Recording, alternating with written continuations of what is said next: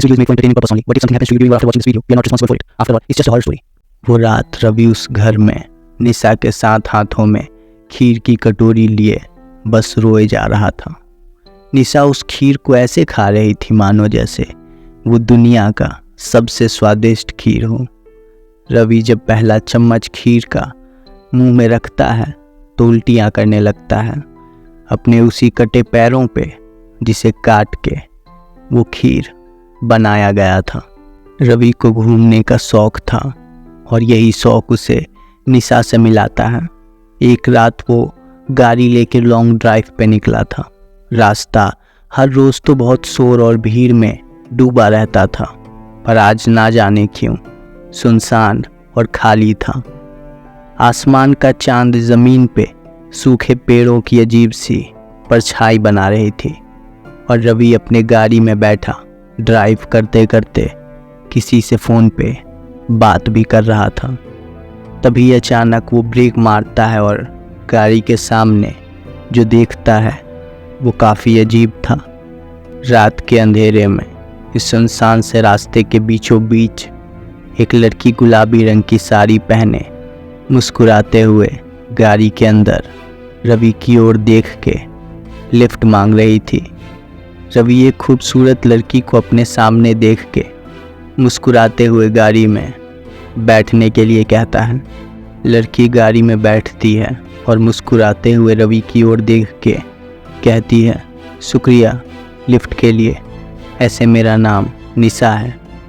रवि थोड़ा घबराते और मुस्कुराते हुए कहता है, मेरा नाम रवि है, ऐसे आपको जाना कहाँ है?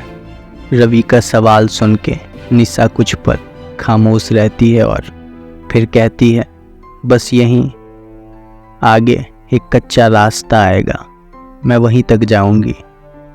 ये सुन के रवि गाड़ी शुरू करता है और गाड़ी में रोमांटिक सॉन्ग्स प्ले करता है और कहता है, मुझे लॉन्ग ड्राइव और साथ में म्यूज़िक बहुत पसंद है।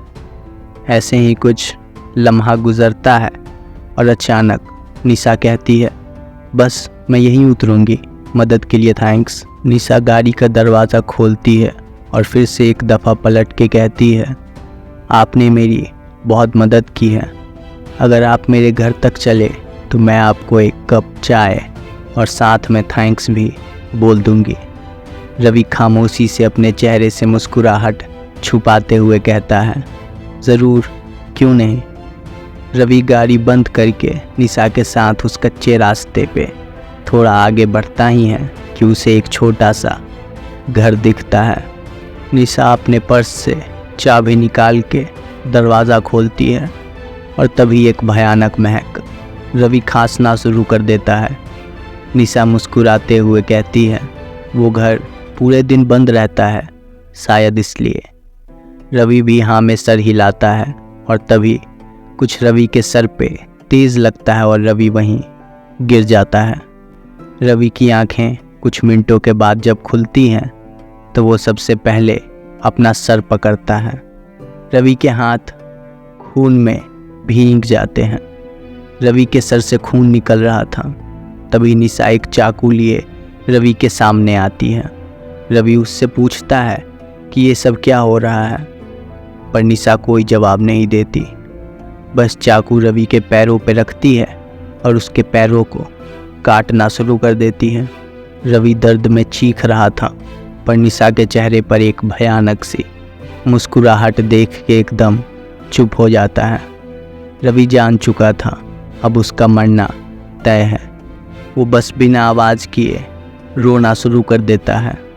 निशा उसके कटे हुए पैरों के नीचे एक बाल्टी लगाती है और उसका खून उस बाल्टी में धीरे धीरे भरने लगता है। जब रवि के पैरों से खून निकलना बंद हुआ तो निशा उसके कटे हुए पैर और वो खून की बाल्टी लिए अंदर जाती है और कुछ ही पल के बाद निशा फिर से 2 कटोरी लिए बाहर आती है और रवि से मुस्कुराते हुए कहती है, कभी खून का खीर खाया है? ये सुनते ही रवि चीखता है और ना कहते हुए गर्दन हिलाने लगता है। निशा फिर से कहती है, खीर खाया?